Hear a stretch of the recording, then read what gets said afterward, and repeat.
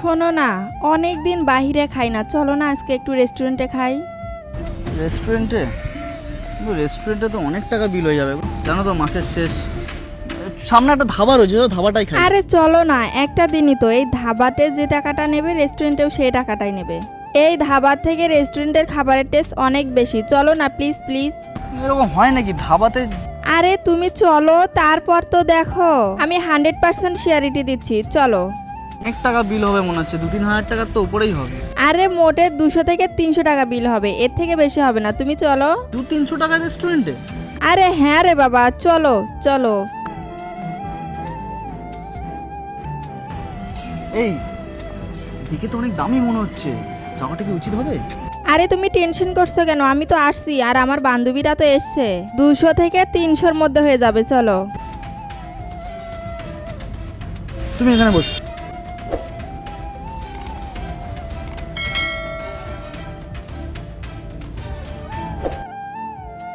কি খাবে বলো?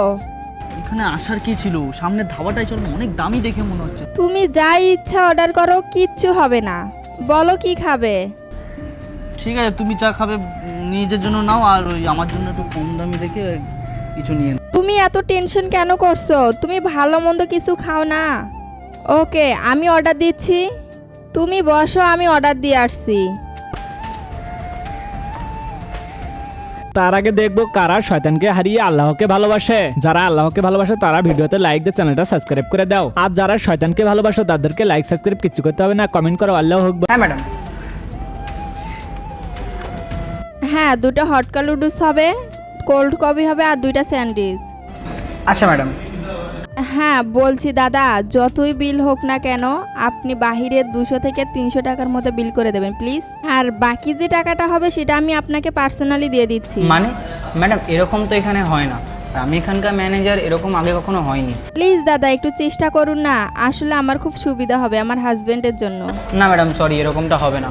দেখুন দাদা, আপনি যদি একটু চেষ্টা করেন তাহলে আমার জন্য একটু ভালো হবে, না হলে আমার হাজবেন্ড এখানে খাবে না, চলে যাবে প্লিজ। আর আমি তো আপনাকে বাকি টাকাটা দিয়েই দিচ্ছি, প্লিজ। ঠিক আছে আপনি বসুন, আমি অর্ডারটা নিয়ে যাচ্ছি।